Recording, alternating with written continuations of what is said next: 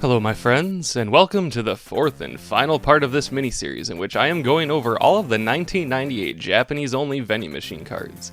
And yes, this is part 4, so be sure to check out my episodes on the Blue Series, Red Series, and Green Series first. This is going to be kind of the epilogue episode where I'm focusing on the others. Allow me to explain.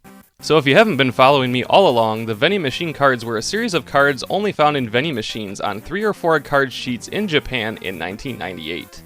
They were all released in 3 different series, blue, red, and green. I covered all of those, but along the way there were a few that I left out. In Pokémon Trading Card Game 2, aka Pokémon Card GB2 Here Comes Team GR, among other names, for the Game Boy Color, they adapted the usual base set, jungle, fossil, and Team Rocket expansions, but also almost all of these vending machine cards. But for whatever reason, all of which I will try and discuss here, certain vending cards were left out of the game. And if I miss something or get something wrong, I'm sure y'all let me know. I'm really just speculating here. In the original Pokemon Trading Card Game for the Game Boy Color, there were only 2 cards out of the original 3 sets that were left out: Base Electrode and Jungle Ditto. I did already discuss those in another video where I talked about all of the exclusives for that game, but I'll just briefly mention them here as well, as they still did not make their way into TCG2. I had a few people in the comments for that video explain why they thought the cards weren't adapted, and there's probably some truth to those. Base Electrode's Pokemon power of Buzz Zap is most certainly the reason they didn't utilize the card in the GBC game, which allows you to make Electrode faint and it becomes 2 energies of your choice. At first it didn't seem like this would be complicated, because Electrode just becomes 2 energy cards, and there already exists a double colorless energy, but apparently it was too complicated or not worthwhile to program in, as they could become any type of energy. That and the fact that Electrode gets knocked out makes it a bit of a unique entity. Then it gets complicated if you factor in energy removals, how the computer players handle it, going into the discard pile, and it was probably just easier to make exclusive Electrode instead. And the same thing sort of applies to Fossil Ditto. Fossil Ditto has the Pokemon power of Transform, which turns Ditto into a copy of the defending Pokemon. Seems straightforward enough and true to what Ditto is. Except while Ditto is a direct copy of the current defending Pokemon out, it continues to keep the Transform Pokemon power. So it gets a little iffy if Ditto has more than 5 damage counters on it and the defending Pokemon switches out or something. It could be knocked out just from resorting back to its original 50 HP. That and all energies count for its energy types, and it was starting to become not worth it to program this in. Hence, we also get the exclusive Ditto to pair with the exclusive Electrode instead. So then, here we are with the vending cards. In total, there were 12 vending machine cards that did not make their way into TCG2. I mentioned all 12 of these cards throughout the other videos, but didn't even mention or describe their movesets. But now it is time. Let's get into it. The Blue Series surprisingly only had 1 card out of these 12 that didn't make its way onto the game. Vending Caterpie from the Viridian Forest area is a 50 HP grass common with the moves Tackle and String Wrap. For 1 colorless, Tackle does a simple 10. For 1 grass, String Wrap does 10, and then with a heads flip, the defending Pokemon cannot retreat on their next turn, which also includes the effects of Pokemon powers or trainer cards such as Switch. And I'm pretty sure that right there is the reason they chose to leave this card out. If it was simply not allowing the Pokemon to retreat, it would be easy enough. But now there would have to be a way to stop cards like Switch from taking effect. The game would have to recognize that a player would use a Switch and then it would have to fail. To my knowledge, this and 1 other are the only cards from these early sets that have such an ability, so it was probably best to just leave Caterpie up in the trees. I do think the artwork is pretty cool too. Caterpie is surrounded by a ton of trees and foliage with some bold lines. The Red Series had a whopping 8 cards that did not make their way onto TCG2, easily the most. First up, we have the trainer card of Flash from the Rock Tunnel area. Flash has both players look at the top 5 cards of their decks, rearrange them in any order, and then put them back face up. And it's pretty obvious that the face up thing is why they didn't include this card. The Pokédex card does the same thing, but only with your cards and they remain face down. But there really isn't a way to examine decks because they are always supposed to be face down. So they would have had to program in the function just for this card. Flash in the main games brightens up dark caves and then acts as an accuracy lowering move in battle, so I don't know how that translates to adjusting upcoming cards. I guess the face up part is where the flash happens. Sure. And the artwork shows a dark cave up ahead with a ton of Diglett and Dugtrio around. Pokemon that are not found in Rock Tunnel.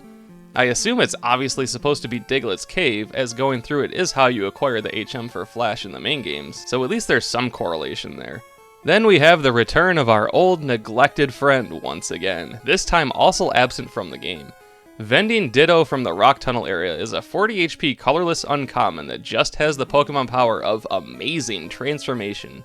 Amazing Transformation has you flip a coin.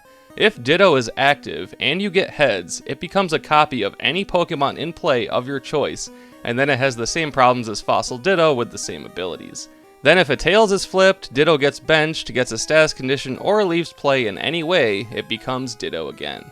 And on top of that complexity, the Pokemon power can't be used if Ditto does have a status condition already. Yeah, there's a lot going on here. But ultimately, it comes down to the same reasons as Fossil Ditto, just with even more uniqueness. It can become any Pokemon in play, and you can keep trying to turn it into something different with coin flips. But just like with Fossil Ditto, if it has more damage counters than its base 40 HP and reverts back to Ditto, it would get knocked out, and maybe, just maybe, this card is too out there to program into the game. Poor Ditto can't catch a break with these games. And you can tell because look how sad it is in the artwork.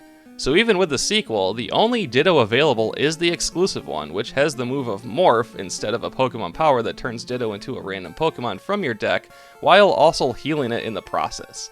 So that's what we get.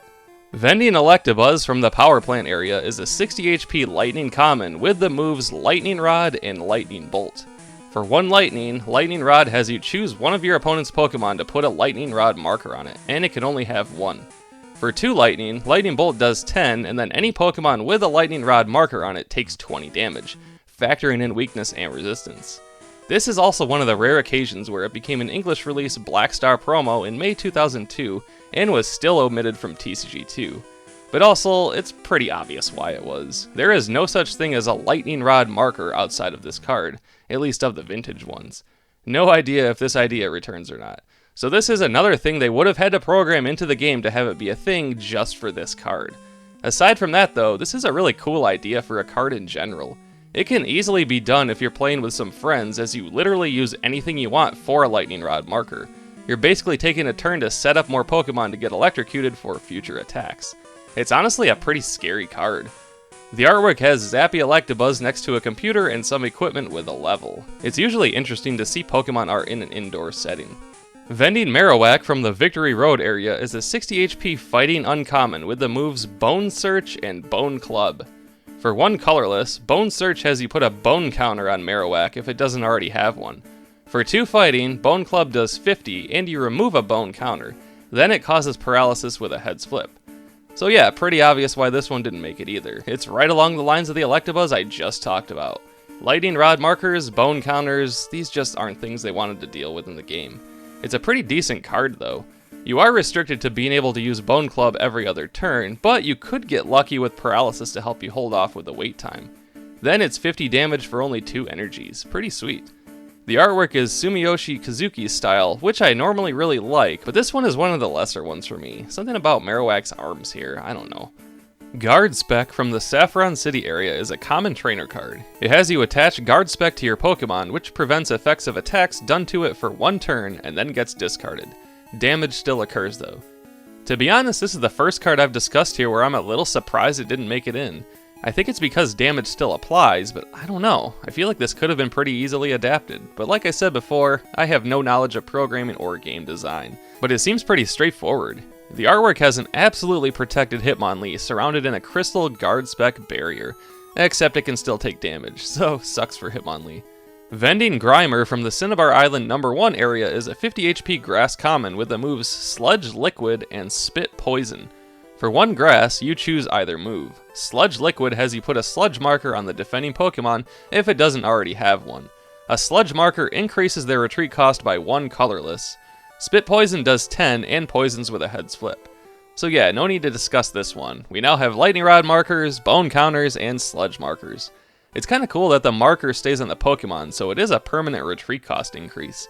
And possibly poisoning it for 1 energy is always sweet. The artwork has some Grimers in the lab stoned out of their minds. Look at this mad lad down here. Vending Tangela from the Cinnabar Island No. 1 area is a 50 HP grass common with the moves Constrict and Vine Whip. For 1 grass, Constrict does 10, and then with a heads flip, that Pokemon can't retreat or use any Pokemon powers or trainer cards that would switch them out for 1 turn. Then for 1 grass and 1 colorless, Vine Whip does 20. So this has the same type of move as the Vending Caterpie. Stopping other cards from switching out Pokemon was probably too complicated to implement. Man, game design sounds easy. You can just avoid doing things whenever you want. I joke. But yeah, the artwork is actually kinda lame. Tangela on pink ground with some plain looking trees and a building behind it. Meh. And the last omission from the Red series is Vending Coughing, also from the Cinnabar Island #1 area. It is a 50 HP grass common with the move Strange Gas, and has the Pokemon power of Division. Division has you be able to search your deck for any Coughing to put on your bench if Coughing is attacked, unless Coughing has a status condition. For 2 grass, Strange Gas does 20, and then with a heads flip, all of your opponent's Pokemon powers stop working for 1 turn. Honestly, this card is pretty sweet, and I'm not exactly sure why this one was taken out. Division doesn't really seem too complicated. I mean, if Coughing is hit, you just get another Coughing from your deck. So is Strange Gas the reason it was taken out? Pokemon powers not working for a turn if a heads is flipped? I mean, Fossil Muck stops all Pokemon powers from working, so maybe it was too much to have this apply to only 1 player, and for only 1 turn. I don't know, but this Coughing was a no-show. The artwork is a wonky looking Coughing using Strange Gas in the lab. Just look at that face.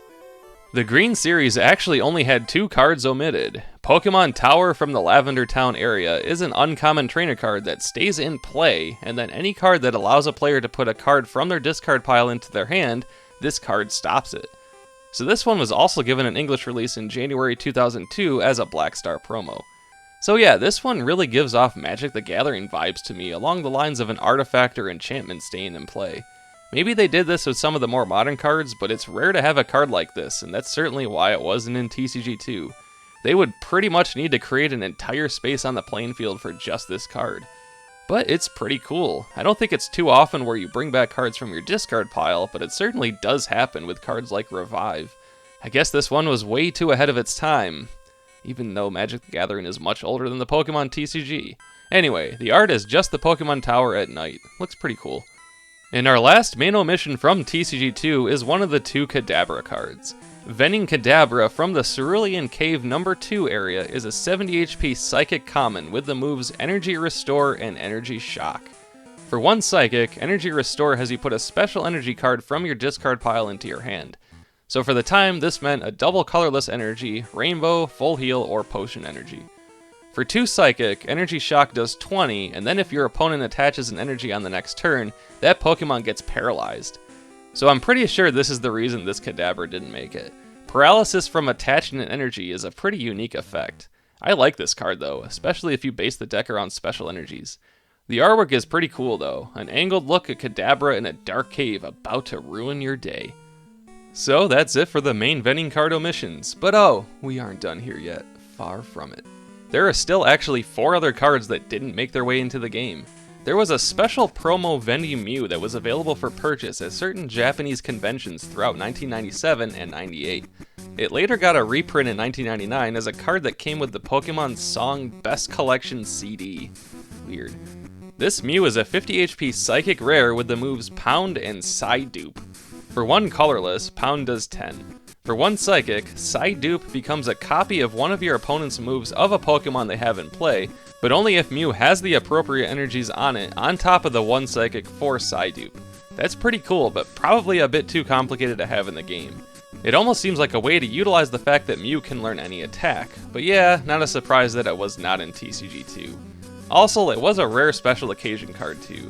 The artwork is Mew with some colorful bubbles and a black background. I bet this card would have been a fun treat to get back then, and especially now. The last 4 cards not in TCG2 are all specific promo cards. It is important to mention them though, because there are some promo cards in the game. In April of 1998, there were special sheets released as an insert for the issue of the Koro Koro comic with 3 cards on it: Cubone, Jinx, and Farfetch'd. The Farfetch'd is almost exactly the same card as the base set version, just with different artwork. The base version of Leak Slap does 30, but only with a heads flip, and then you can't use that attack again. This promo version comes with a special leak counter to put on Farfetch'd to show that the move was used. Otherwise, it's the exact same card, so it kind of isn't TCG2, just not with that artwork. It's a cartoony looking Farfetch'd slapping around some Diglett in the ground with its leek. Those poor moles. The next card is Cubone, a 50 HP fighting type with the moves Bone Search and Bone Killer. For 1 colorless, Bone Search is exactly the same as the Vending Marowak. Put a bone counter on Cubone if it doesn't already have one. For 1 fighting, Bone Killer does 10, but 30 more damage if you remove a bone counter. If Marowak wasn't going to be included, this one wasn't going to either. The artwork has Cubone throwing a bone with some mini skeletons nearby. How fitting. Koro Jinx is a 60 HP Psychic type with the moves Demon Curse and Icicle Punch. For 1 Psychic, Demon Curse has you put a curse marker on the defending Pokemon with a heads flip. If a Pokemon with a curse marker is hit by a move it's weak to, the damage is quadrupled instead of doubled. And then for 1 Water, Icicle Punch just does 10. Yet another one with counters or markers, so that explains that one. And this is also a special Jinx that uses both Psychic and Water energies, so that's cool. This is either a scary card if you can capitalize on the weakness, otherwise it pretty much sucks. The artwork has a loopy looking Jinx doing some ice magic with her hands, I guess. And our last card omission is going to be one of the promo Pikachu cards. This one came with the May 1999 issue of Pokemon Card Trainers magazine in Japan, and was then given an English release in August 2001. It's a 40 HP lightning type with the moves Scratch and Thunderbolt. For 1 colorless, Scratch does 10. For 2 lightning, Thunderbolt does 40, and then you discard all energies on Pikachu. Just like the weaker version of base Zapdos' Thunderbolt. So it's not the moves as to why this card wasn't in the game, so it has to be the origin of the card itself. It probably wasn't worth putting in 1 promo card from a random magazine, I guess. The artwork is weirdly enough the Pikachu from Pokemon Snap, and is also known as Snap Pikachu. Kinda random, but there we go. And that does it for all of the cards not in TCG2, but this is only one part of the episode, baby. I promised that I'd go over 2 other sections here, so we gotta talk about the complete opposite now. Which cards are only in TCG2, completely exclusive to that game? Let's take a look-see. First of all, there surprisingly aren't many, 6 to be exact, and they're all dark versions from the Team Rocket's Ambition packs. All of the exclusives from the original game are back, so while they aren't exclusive to that game alone, they are still exclusive to the Game Boy Color games. I already discussed them in that video, so I won't repeat myself here. There are also some extra cards in this game that were Japan-only releases, such as cards from the intro packs, like this Bulbasaur here. But since they got physical releases, they are not exclusive. First up, we have the colorless rare Dark Clefable with the move Dark Song, and has the Pokemon power of Darkness Veil. Darkness Veil says that any active Pokemon that has Dark in the name gets a randomized damage reduction of 0, 10, or 20 unless Dark Clefable has a status condition. For 3 colorless, Dark Song does 30, and then with a heads flip, the defending Pokemon is asleep and all of their bench Pokemon take 10 damage. Yeah, Dark Clefable is pretty awesome actually. Even if you don't utilize the strategy and base a deck around Dark Pokemon, Dark Song is pretty scary. At worst, it's doing 30 damage. At best, it's doing damage to all of your opponent's Pokemon and causing sleep. A pretty sweet card, I must say. Although, isn't a Dark Clefable just a Gengar? Food for thought. Next is the Fire-type rare Dark Ninetales, with the moves Perplex and, well, Ninetales. For 1 fire, Perplex has your opponent not draw a card at the beginning of their turn with a heads flip. For 2 fire and 1 colorless, Ninetales does 10 damage for each heads on 9 flips. I have some thoughts here. Firstly, if you remember the TCG1 exclusive Ninetales, Dancing Embers has you flip 8 coins. I can't remember if I mentioned that it was a missed opportunity to not flip 9 coins for Ninetales, but I was sure thinking it. So then they go and give Dark Ninetales a move called Ninetales, which is pretty awesome. Until I realized that the damage is dealt for each heads. I know heads is typically what you want for things to happen, but come on, make the exception here for tails being what you want. The move is called Ninetales. And it is kind of funny that the Ninetales from TCG1 is misspelled Ninetales, which is the name of the move here. A pretty cool card, just a missed opportunity in my opinion. Next is the Psychic type uncommon, Dark Haunter, giving us 5 Haunter options. It has the move Disgust. For 2 Psychic, Disgust does 30, and then with a heads flip, your opponent shuffles a random trainer card in their hand back into their deck. A pretty simple but effective card here. A 30 damage move for only 2 energies that may or may not stifle your opponent's strategy. I do like the gimmicks of these Haunter cards, usually doing something unique, and yeah, I like it. Not too much more to say about it though. But this exclusive Dark Haunter does evolve into the Psychic type rare Dark Gengar. It has the move Push Aside and has the Pokemon power of Play Tricks. Play Tricks gives you the option to randomly rearrange all of the damage counters on all of your opponent's Pokemon unless Dark Gengar has a status condition. And then for 2 Psychic, Push Aside doesn't deal any damage, but with a heads flip, your opponent shuffles a random Pokemon in play and all cards attached to it back into their deck. This is the coolest card I've ever seen, and it can't even deal any damage. You're essentially knocking out Pokemon in one hit, but you don't get any prizes, and they do have the chance of getting them back. But I mean, you can just push aside their entire team and then bring someone else in to knock out their only remaining Pokemon. I love this. It's not a foolproof strategy by any means, but probably so satisfying to pull off properly. This is one of my favorite cards in the game. Dark Marowak is a fighting type uncommon with the move Bone Headbutt. For 2 fighting, Bone Headbutt does 20, and then one of their benched Pokemon at random takes a random amount of 0, 10, or 20, and that Pokemon switches in. That is its only move, but yikes, not bad at all. You know me, damaging benches is where it's at. With it also doing 20 damage regardless of what extra damage is, it's a pretty cool card. Dark Starmie is actually the last TCG2 exclusive card, but there are a few more I want to mention too. Dark Starmie is a water uncommon with the move Spinning Shower, and has the Pokemon power of Rebirth. Rebirth allows you to discard Dark Starmie and all cards attached to it in order to replace it with a random Staryu from your deck, but only if there actually is a Staryu there and Dark Starmie doesn't have a status condition. For 2 water, Spinning Shower has you flip a coin. If it's heads, a random amount of your opponent's Pokemon, 1 or 2 only, take 20 damage, and an energy card chosen at random is discarded from them. I love how all of these Dark exclusives here focus on the random. They make for very fun cards that can make you think about your strategy more. I also like this one a lot. But there are 3 others I want to mention before moving on to the final part. Just like with how copies of the Pokemon Trading Card Game came with a promo Meowth card, copies of TCG2 in Japan also came with one of 2 cards. Since these cards obviously did get a physical release, they aren't exclusive to the game, but I want to mention them because they are directly associated with the game. Great Rocket's Mewtwo is a Psychic type with the move Dark Amplification and has the Pokemon power of Dark Wave. Dark Wave is actually different depending on if you're using the physical card or the one in the GBC game. In the game, Dark Wave increases damage done by your Dark Pokemon by 0, 10, or 20 at random, unless Great Rocket's Mewtwo has a status condition. The physical card has you flip coins to determine the random damage amount. For 2 Psychic, Dark Amplification does 20, and then 20 more for each heads flip, with the amount of coins determined by how many Dark Pokemon are on your bench. Yeah, no surprise that they have Great Rocket's Mewtwo be pretty great, although it really is only great if your deck focuses on having Dark Pokemon. If that's not the case, then this Mewtwo is just dishing out 20 damage. But yeah, I like cards that base themselves on having an obvious strategy needed in order to be effective. And then we have a Gen 2 Pokemon. What? Yeah, that's right. TCG2 actually has 3 Johto Pokemon in it as promos. Togepi, Marill, and this one, Lugia.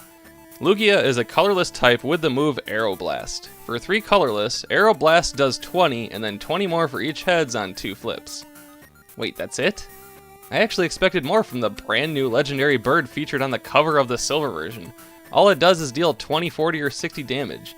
It also does have 100 HP, so it's not like it's weak or anything, but I definitely thought they would go more into it with what could be some people's first exposure to Lugia, at least in card form. The gold and silver versions were already out in Japan for like a year and a half by this point. I don't know, it's a little disappointing.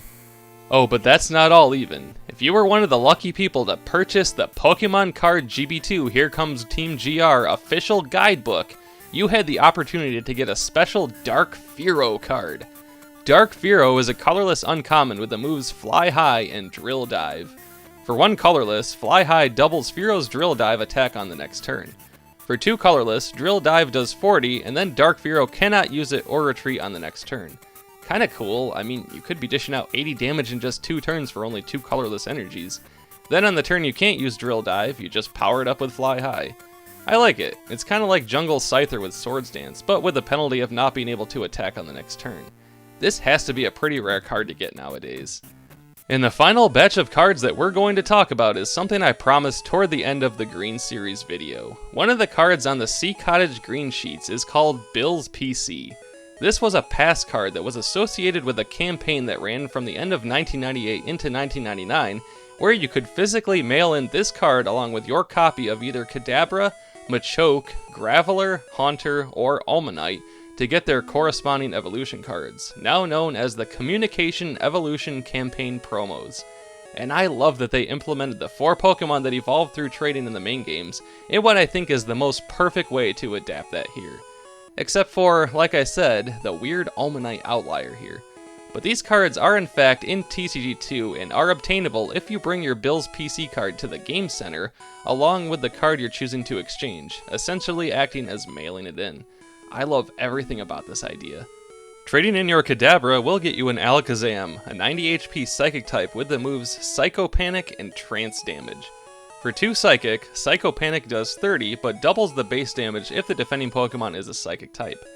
I had a couple people correct me in the last video that this apparently doubles the weakness as well, so this Alakazam hitting a Slowpoke, for example, will actually do 120 damage. I assumed base damage meant the base 30 written on the card, so I guess it wasn't too clear. I thought this type of move was to give the Ghost Pokemon a Psychic weakness, since they normally have none. For 3 Psychic, Trance damage has you discard all energies on Alakazam, and then you move all damage counters on Alakazam to the defending Pokemon. So it's basically like you're using a Pokemon Center, except the damage is being transferred. This is pretty scary and could affect your opponent's strategy, but I don't know. At most you'll be doing 80 damage, but that's with Alakazam just barely surviving, and then you'd have to completely start over with energies. Psycho Panic is the more reliable move, but Trance damage will in fact completely heal Alakazam to keep it in longer, so it's certainly not bad. And according to Bulbapedia, this was the most popular of the 5 promo cards. The artwork is pretty sweet too. Alakazam is pointing its spoons like, "You're next." Trading in your Machoke will get you a Machamp, a 90 HP fighting type with the moves Seething Anger and Fling. For 2 fighting, Seething Anger does 20, and then 10 more for each heads on flips equal to the number of damage counters on Machamp. Yikes. For 2 fighting and 2 colorless, Fling does 50, and then your opponent switches a benched one in of their choice afterwards. This Machamp is pretty scary, I gotta say. You could potentially be flipping 8 coins with Seething Anger if Machamp is taking 80 damage, giving off some GB Ninetales vibes. That's possibly dishing out 100 damage for only 2 energies. But alas, this card did make its way into 2 later releases, one in the Pokemon web series, and one as an English release even, in the February 2002 Pokemon League promo. Machamp was the 3rd most popular of the 5. The artwork, in my opinion, isn't nearly as good as the Alakazam one, with the somewhat abstract style of Machamp throwing rocks at a bunch of Pokemon somewhat off-screen. It looks like a Doduo, Pikachu, Jigglypuff, Hitmonchan, and Voltorb, which is sort of a nice sequel to the Machoke card, where it's lifting up a bunch of Pokemon. That Doduo is having a day, I tell ya. Trading in your Graveler will get you a Golem, an 80 HP fighting type with the moves Rollout and Rock Blast. For 2 colorless, Rollout does 20. For 3 fighting, Rock Blast has you discard up to 5 fighting energies on Golem, and for every one you do, you deal 20 damage to any of your opponent's Pokemon. Yeah, as much as I love move that damage benches, this one is a little costly with you always having to discard energies to use it. This seems more like an endgame card, where your opponent might be reeling with hurt Pokemon all over, and this Golem can finish them off with ease. At that point, losing energies won't matter much. But with less HP than the others, I do think this is the worst of the 3. And maybe some agreed with me because this was the 4th most popular of the 5. And yeah, this artwork style still isn't for me. No disrespect to the artist, because it certainly is a style, but it really just comes across like someone is trying to draw a Golem from memory to try and explain it to someone who's never seen one. Maybe that's just me though. If you love it, awesome. Trading in your Haunter will get you a Gengar, an 80 HP Psychic type with the move Psy-Horror, and has the Pokemon power of Darkness. Power of Darkness is when you play Gengar and get a heads flip, you choose any one of your opponent's Pokemon and all cards attached to it and return them to their hand. For 3 Psychic, Psy-Horror does 30 and causes Sleep with a heads flip, Confusion with a tails flip. Yeah, not bad at all. You can only use Gengar's Pokemon power once, and it only has a 50% chance of being successful, but it could still change the course of a match. The cards do go back into their hands, so it's not too powerful, and could end up not doing anything at all. But if they have like a Blastoise out with 6 water energies on it or something, they would have to start all over with evolving Squirtle and Wartortle and adding all of the energies back. Also, I could be wrong, but if they only have one Pokemon out, I believe you would win by playing this. And then Psy-Horror will always be causing a status condition, so I love that. And this card did get a future release in the Pokemon web set as well. The artwork is probably my favorite of all of these. I love Gengar's arrogant looking pose here on top of a sweet looking black hollow grid. And this was the second most popular of the 5. And finally, the very last card I'll be talking about in this series. Trading in your Omanite will get you an Omastar, an 80 HP water type with the moves Tentacle Grip and Corrosive Acid. For 1 water, Tentacle Grip has you flip a coin for each water energy on Omastar, and you draw 2 cards for each heads. For 3 water, Corrosive Acid does 40 and then paralyzes with a heads flip. With a tails flip, you can't use Corrosive Acid on the next turn. Yeah, I like this one. If you're really struggling with cards, Tentacle Grip is excellent for getting more. You could end up getting nothing with a tails flip, but if you're lucky, it's like using a few bill cards each turn. Although if you're anything like the AI in the games, you could end up running out of cards quick. Big Kangaskhan energy there. Corrosive Acid is scary too, but it does have the penalty of delaying a turn. Then you just use Tentacle Grip again though. The artwork is okay. I like how it almost looks like Omastar is remembering being a fossil or something. I love Omastar in general, but it's still so strange to me that it got paired with the 4 trade evolution ones. I just don't get it. Why Omastar and not Kabutops too if they're going that route? And yes, this was the least popular of the 5, probably for that reason. The other 4 are final steps in 3-part evolutions, and Omastar is even more of an outlier here. Although I guess technically in the card game it is the final of 3 if you count the mysterious fossil. Either way, it kind of feels less epic opting for Omastar over the others. If I was participating in this campaign back then and only had 1 Bill's PC card and all 5 options, I'm not sure what I would have gone with. I think Machamp is the best card game-wise, but Gengar is the best looking card, and Omastar is my favorite Pokemon of the 5. Definitely one of those 3. Hard pass on Golem. And wow, we did it, y'all. What a ride that was. Maybe someday I'll combine all 4 episodes into some large video. Probably not, but maybe. I think I made it pretty clear, but I love these vending cards. I didn't even know they existed until doing my first video on TCG2 either, so it's not like I have any nostalgic ties to them. I don't own a single one of them either, but I'd love to get them someday. It's such a shame that North America never got them, or TCG2 for that matter. The trading card games sit as a nice little duology of games seeded in time in the late 90s, and that was it. At least in terms of console or handheld gaming. The online games exist, but there's just something special about these 2 with all of their Game Boy Color glory. So thank you once again for joining me on this 4-part journey, as there were a lot of cards to go over. It's been a lot of fun learning about them and figuring out why some of them simply didn't make the cut on the GBC. Long live Vending Paraspectre. And as always, a joyous thank you to all of my Patreon people here. You're all the best for sticking with me after all this time. If you want to get your own assigned digital card, check out patreon.com/Paraspectre to see what card it would be and what sweet swag I will send you as well. Even $1 gets you something. How awesome. And as I always say, if you can't or don't want to, that is certainly okay too. I appreciate your views and hopefully that arrow-blasted subscribe button. Stay tuned for more Pokemon challenges, card-related content, or whatever I feel like doing at the time. Paraspectre will return.